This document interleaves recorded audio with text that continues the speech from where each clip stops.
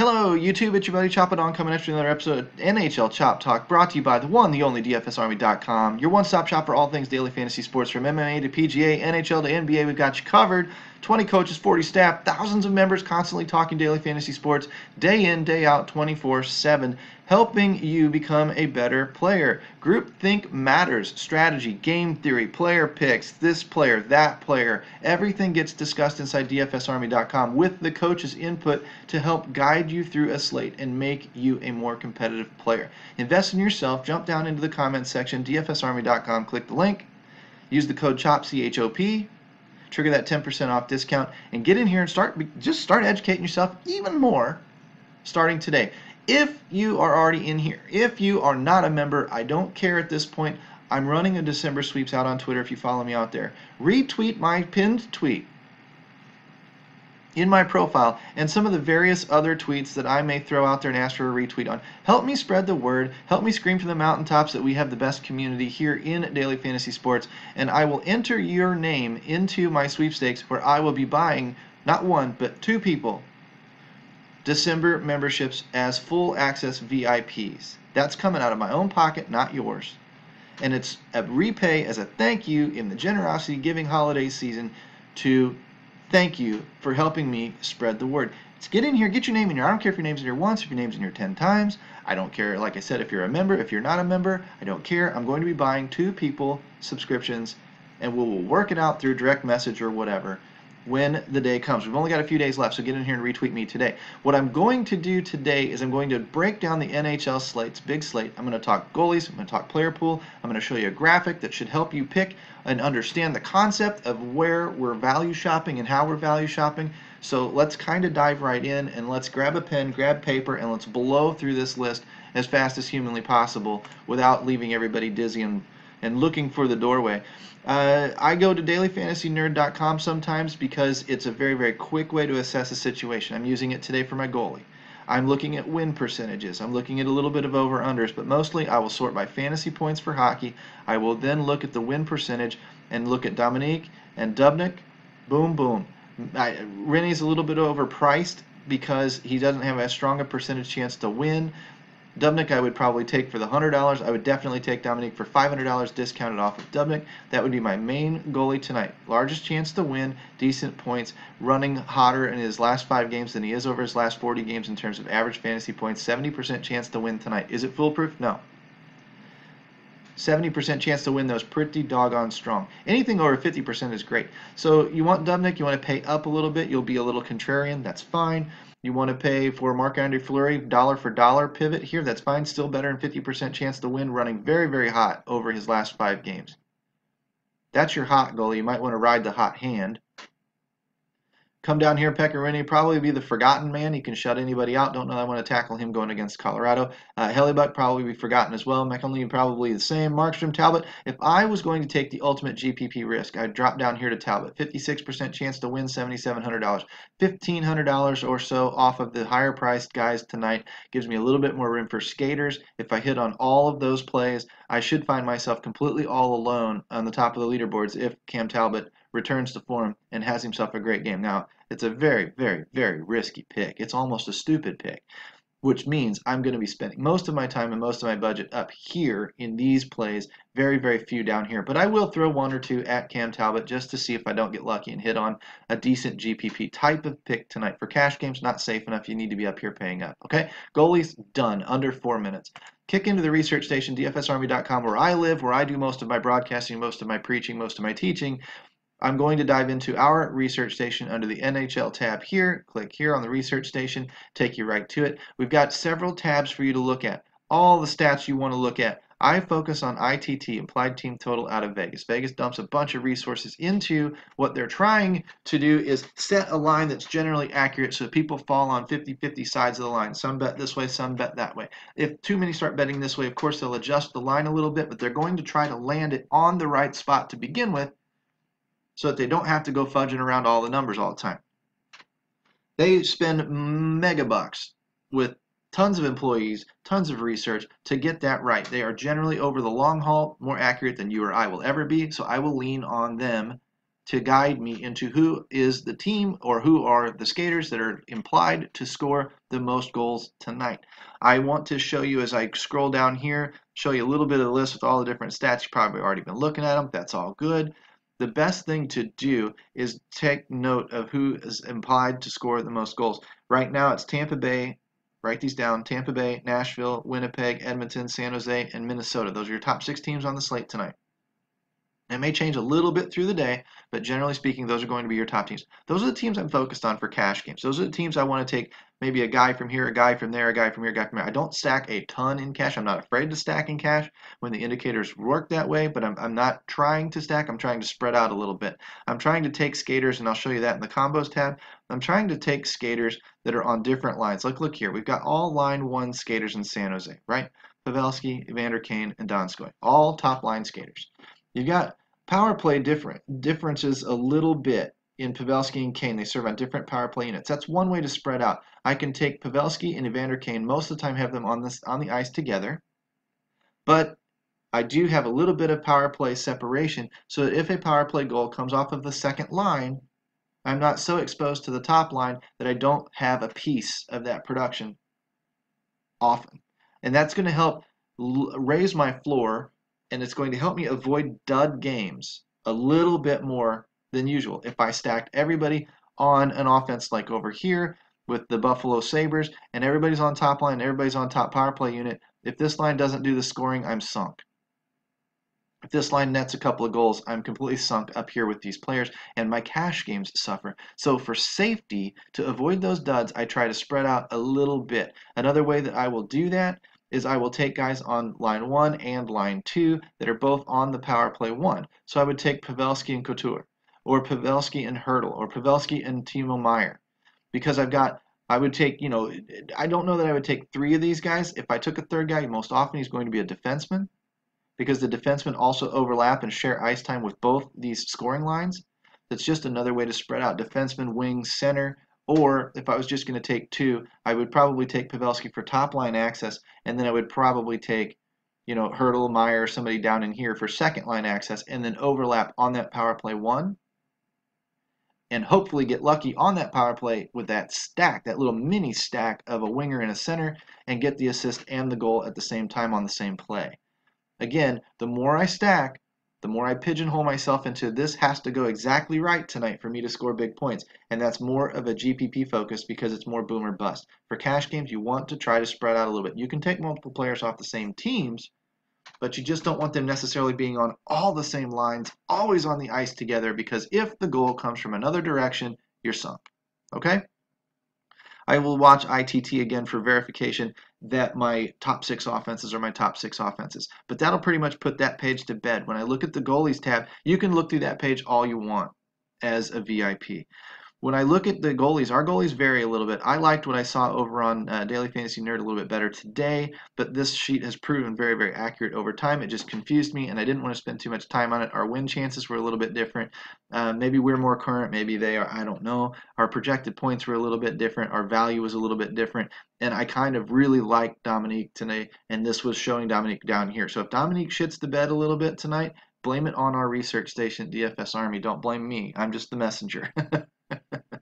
Either way, we've got a couple of interesting picks up in here, but they feel a little bit more tournament play, although it does like Dubnyk. So if you want to pay a little bit extra for Dubnyk, he's rated high on both sites, which in terms of consensus, as terms of, you got this guy's projections, that guy's projections, that guy's projections, that guy's projections, average them all out, I should have pretty accurate projections if those guys are generally pretty good. Now, projector A is going to have good nights and bad nights. B is going to have good nights and bad nights, but collectively they should all be about the same. That's the idea of consensus projections, and personally I love them. That's why I'm always cross-checking with multiple sources. I want to make sure that when one site likes a guy, the other sites kind of like him too, because then I can feel a little bit more confident that that is the site. I do it especially in basketball, that's a site, or that's a projection that I can kind of trust a little bit. Even though it is fluky, some guy breaks his kneecap in the opening quarter of a basketball game, he's going to sit out the rest of the game, he's going to post a dud. Nothing we can do about that. If he, of course, misses the rim every shot, he just has an off night, nothing we can do about that. We just know that most of the time he's in a very good spot to perform.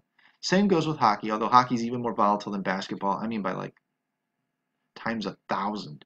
So put the goalies to bed, drift off into the skaters. This is my favorite tab on the research station right now. Maybe one day I'll explain to you how the tiers work. You can pick your tiers games off of this sheet just as well.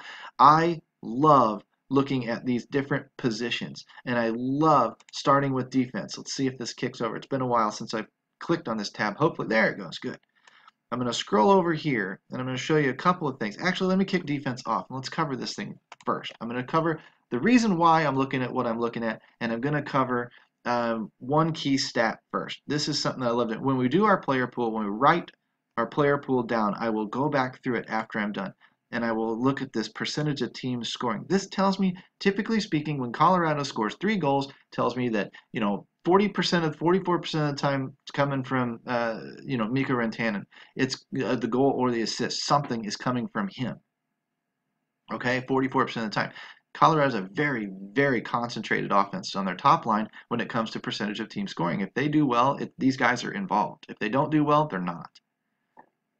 So you should be concentrating most of your fantasy power in that top line. That's what this graphic shows you. I will scroll down here to about guys that are over about 30, 32%, somewhere in there. And I will start looking at who is always involved in the scoring on their team. And I will highlight these guys on my list in green. Big time scorer. So Patrick Kane, if I want to use him tonight, he's in a good spot. He factors into a ton of his team's scoring. Claude Giroux, Nathan McKinnon, of course, Draisaitl, Malkin, Aho, Eichel, Wheeler, whatever. They're always factoring into their team's scoring when their teams have good nights. And that's what we want to focus on. I don't know where Patrick Laine is on this, but Patrick Laine has to be climbing this list really, really fast. All right, that's one way to look at that. The other thing I want to do is visually show you something. This neat little graphic here that I just drew up, courtesy of me, my gift to you. Merry Christmas, Happy Holidays, Happy Hanukkah, whatever it is you celebrate. Happy Kwanzaa, I don't care. I'm trying to graphically show you why we value price guys. I'm going to use a couple of different baselines. And in our research station, maybe I'll get a little bit bigger baseline, but until we get things adjusted a little bit, I'm using the 2 categories of last 10 games in black and last 5 games. And I'm watching how these lines interact with each other. If you understand anything about moving averages, stock market, climatology, and meteorology, whatever it is you track, moving averages across a season or a month or 2 months or whatever the time frame is that you pick stabilizes out, and that line does not move very much. It does move as, say, last 10 games, say he had a really, really good game here, and that's going to drag his average up, and this back 10th, the 11th game falls off the back edge of it. His overall average goes from, say, 8.9 to 9.0. So this line climbs just a little bit. And as he goes through downswings or cold streaks, it falls just a little bit. But through this larger baseline, we can generally track what his trend is doing over the year. We can use an even smaller baseline inside it and time him for, is he hot or is he cold? So if his line in his last 5 games, it's going to be more volatile because it's a shorter sample size. It's going to react more to the immediate last couple of games, which is what we want, because we want to time him when he's hot. Because the fantasy sites generally are pricing you based on how well you're playing, right? That's why some 4th line hockey guy is $3,000 and Nathan McKinnon is $9,000, right? Because he's a better player. And as he gets hotter, some guy $5,000 gets hot and goes on a 2-week run, just a blitzkrieg of points, his price goes from 50 to 5,300 to 5,400 to 5,700 to 6,000, 6,500, 7,000. Oh my God, he's overpriced compared to where he was 2 weeks ago. He's going to cool off, and then when he does, what is he? He's overpriced for the current production. So this is what I'm trying to visually show you. In comparing these 2 statistics, these 2 moving averages, we can buy when the indicators are there, and we can sell when the indicators aren't. I'm looking for a base of production here, and then I'm looking for a line that's going to cross it up and down faster, more recently, quicker, shorter sample sizes. When it crosses on the positive, his last 5 games are floating down here at 8, and his baseline's 10, and all of a sudden his last 5 games goes up to an 11. Buy. When it crosses that line, buy. And it may ride up there for a little while, and he may go to 12, 13, 14 points on his average points over his last 5 games. And then he starts coming back to earth. 12, 11. Oh no, he's getting back towards his 10. It's now a 10.5 because his games were pulling his average up. It's a 10.5. Boom. Oh, he went under it. Sell. Stop using him. He's overpriced. Ideally, you would pick the peaks and the valleys, and you would time it perfectly. But one way to give you a little bit of margin for error, a faster way to time these things, is as it crosses the big baseline. As the small baseline number crosses the big baseline, buy. As it crosses it on the way down, sell.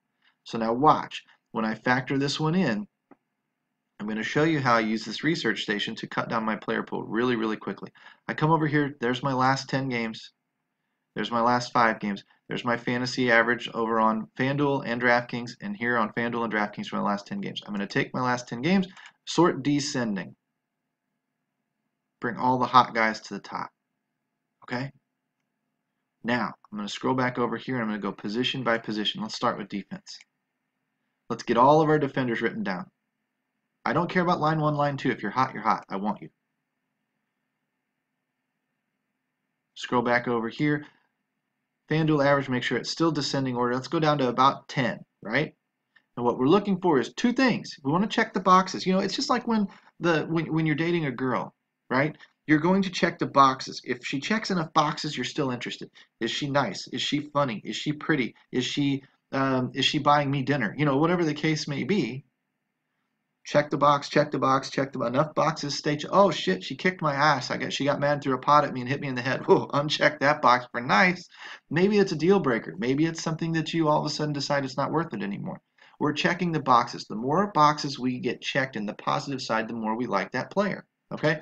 So I'm looking at the last 10 games, and Matt Dumba, Chabot, Josie, Letang, Biff, Barry, Colin Miller, Carlson, these guys are all making the list, all the way down to averaging 10 points per game. Roughly. And you can dip down in here. I don't care. I just draw my line there. Nice, easy number to remember. It's not significant at all. But I'm watching the last 5-game average. And is my line going above my baseline or below my baseline? In this case, with 25 points in the last 5 games and a 19-point FanDuel average, Matt Dumba crossed on the positive side. We should still be buying Matt Dumba. He's underpriced for his current production. So I can run down this list. Overpriced in Chabot right now. Overpriced slightly in Roman Josi. See, 15.7 versus 16.4. Slightly overpriced. 19.7 underpriced. Letang, buy. Now, especially if they're one of the offenses we're watching tonight. Tampa Bay, Nashville, Winnipeg, Edmonton, San Jose, Minnesota, Dumba, Minnesota, buy. Last 5 games running over his last 10, buy. Okay, I'm going to write that name down on that sheet. I'm going to write his salary down with it. And I'm going to see if these guys that are generally up in here, this is the order I write them down in, Dumba, Chabot, Josie, Letang, whatever, is he generally underpriced for this grouping of people that's performing? If he is, he's even a stronger value. Buy harder. Could he shit the bed on me tonight? Absolutely. But over the last 5 or 10 games, he has not. He's generally bringing value. He's generally performing well. That means he's a discounted price. That means I want him, especially when his team's in a good spot tonight as well. So scrolling down here, you know, you're going to take, what is this? Biff, Barry, Colin Miller. What's this one? Burns. Is that Burns? It's not Burns. It's Montour. Not many people will be on Montour tonight. Down here a little bit more. What are we at? 11.8, 11.5. So I will take guys that are really, really close. Like this 11.5, I'll still put Petrie on my list. Down below him, Ristolainen, still put him on my list. If I like Petrie tonight or like the situation the team is in, I will buy. If I don't, I'll probably avoid him. Some guys are just running so stinking hot, like Montour here. If this is still Montour. No, Erik Karlsson. At 20.9 over a 14.3, that's pretty stinking hot. Dumba, of course, really, really hot. I'd probably buy them in a bad game, in a bad situation, because they're just too hot. They're going to produce. They're not going to get shut out, most likely. Score a goal or two. He's probably going to be the guy that's involved right now because he's just playing so well. Down here a little bit more. Down, you can make up your mind as to whether or not you want. I would, you know, Asa Lindell. If you wanted to run some Dallas, he's above his average of 10 points at 14.2, running well above it. 15 here for Ryan Ellis. Nashville's in a good spot tonight. You might consider him. Ryan McDonough might consider him. These are guys that are all on the list, right? So when we scroll back over here, I'll kick on to the center position, and I'm just going to do the exact same thing. Watch the centers pile in here. These are sorted by last 10 games already with the last 10 games the biggest last 10 games numbers at the top. See, right here. Now I'm going to scroll over. I'm going to look at the last 5 games. These are generally in the 20s. Are these guys running over a 20? All 3 of them are. Boom, boom, boom. McKinnon, Duquesne, and Point. Hot, hot, hot. Put them on your list. Is Tampa Bay in a good spot tonight? Yes. Is Ottawa? Maybe not. Is Colorado? I don't know. They weren't on my top 6. They're maybe in a good spot. They're in my top, not in my top 6. Braden Point, bang. He's also going to be underpriced. Watch this value instantly pop to your head. 7,400 in a generally, well, that's not generally an $8,000 category like it should be. Generally it is. But that's what you're going to look for. So he's little, Braden Point to me is overpriced 7,400, but he's running so hot right now. How can you deny the guy? So 19.6, now we're down under the 19s, 18s. Any of these over this? Couturier, possibly. No for Scheifele, cooled off. See? Scheifele came back down here. Whoop, he was hot for a while, and then whoop, came right back under his baseline. When he came back under his baseline, I done. I don't need to roster him for a little while.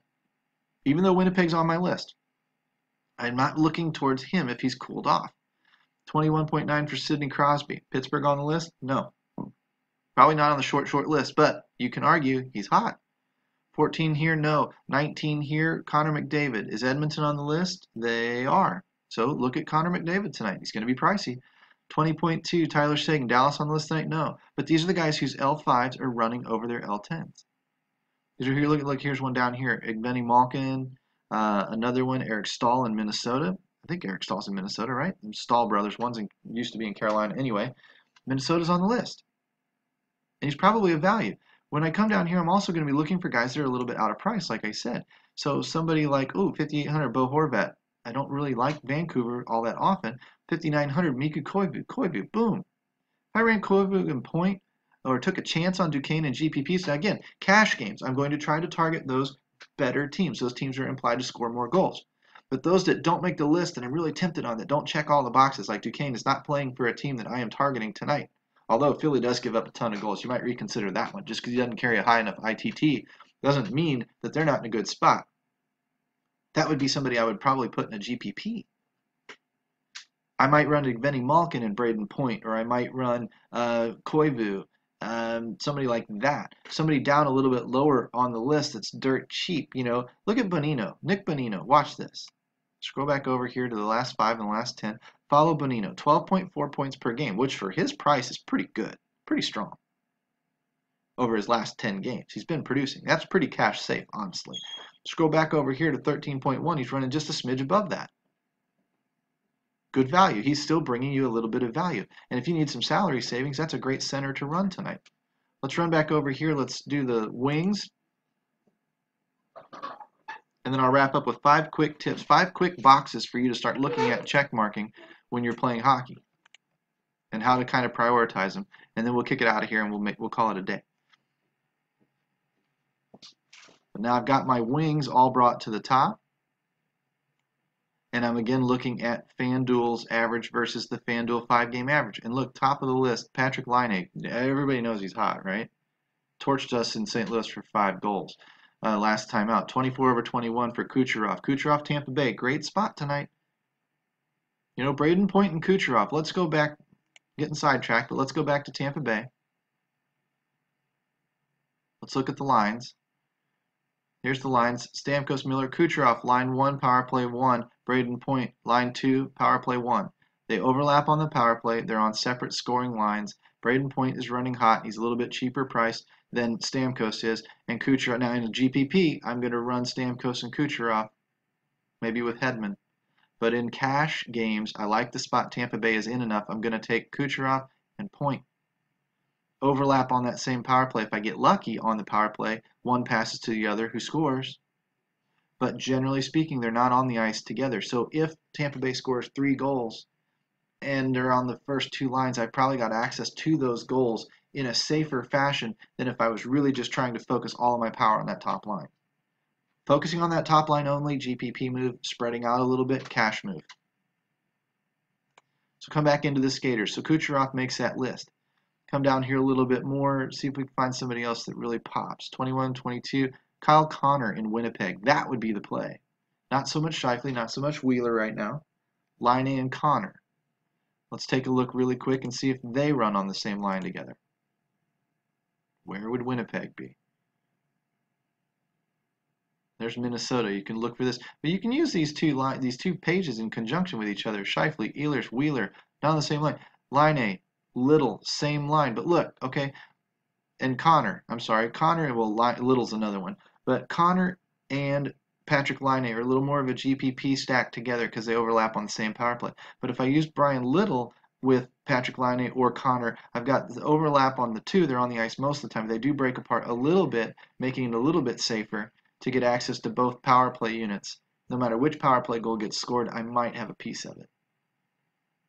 Okay, so you can run Winnipeg a couple of different ways. You can run Ehlers with, say, Brian Little and get two different lines coverage, overlaps on the power play, or you could get yourself line 2 coverage with Connor and line 8, and then even overlap it over here with a third guy in Wheeler or Scheifele if you really wanted to. Get them all stacked up on that top power play unit and then get 2 lines of coverage at even strength. Just a few ways to skin a cat.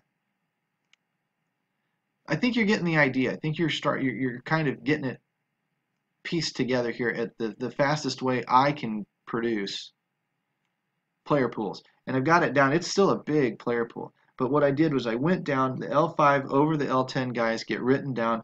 I underline them if they're on one of the high scoring teams on the night, and those are the guys I'm keying on. I'm going to write them down in order of the L10s. I'm going to then write their salaries next to them, look for guys that are out of place, guys that are at the top of the list that are cheap. That L5 is also still running above its L10. Those guys are cheap. The other thing that I can always do if I'm looking for a pure floor guy for cash, I can sort this SOGBS, shots on goal plus blocked shots. And I can see who's really cranking off the shots. Line, shocker, right? Radulov, Timo Meier, Case made my list actually for Buffalo. Konechny, Landeskog, Craig Smith, Hornquist. These guys are shooting a ton and blocking a few shots along the way, depending on their style of their game, their play. But these guys are going to produce what is on Fanduel times 1.6. So 53 over his last 10 games is 5 shots on goal or blocked shots plus 1.6, about 7.5 point floor, 7.5 or 8 point floor. If he's cheap enough, that makes a big difference. This is a big number for defensemen. My tip to you. I'll teach you how to use that if you become a VIP. I mean, you talk to me about it, I'll make you a little private video and shoot it over to you. Easy peasy lemon squeezy. But this is how you're looking for these guys. This is how you're starting to find these guys. What are the primary targets? What are the primary things I'm looking for? Number one, I'm looking for last 5 games running above the last 10 games. Back to this baseline. I'm looking for a clear buy signal. Okay? I'm looking for implied team total. I'm looking for a team that is scheduled to score a lot of goals tonight. If his L5 is over his L10 and he's scheduled to score a lot of goals as a team tonight, I love him. I'm looking for his price being out of place when I order his list according to that L10 number. I'm looking for a cheap guy in the top part of the list where the expensive guys should be. That tells me mega value. If I find that with an L5 over an L10 and an implied team total that's running high tonight, love, love, love the guy. I look for, like I showed you at the very, very beginning, percentage of teams scoring. I love this statistic. I guess it's back over here. Love this column. If he's a major portion of his team's scoring, another check in the boxes, right? And then I do look at that SOGBS I just showed you for floor. Shots on goal and blocked shots. These are if they check all that, he has a high shot on goal floor, he has a high implied team total, his L5's over his L10, he's a large percentage of his team's scoring, and his price is a little bit out of place, dude, you have the creme de la creme. You have a huge, huge indication that the guy is going to have a good night tonight, or it is going to help your fantasy team. That's kind of box checking for hockey. We'll maybe add some other categories to it. As we tweak these stats and these sheets around a little bit, they'll get better and better and better. Hopefully you see this tool and you see the power of this tool and how it can cut your research time down. I mean, we've only been here for 30 minutes. I've been mostly talking to you instead of writing names down. You can do this in 10 minutes.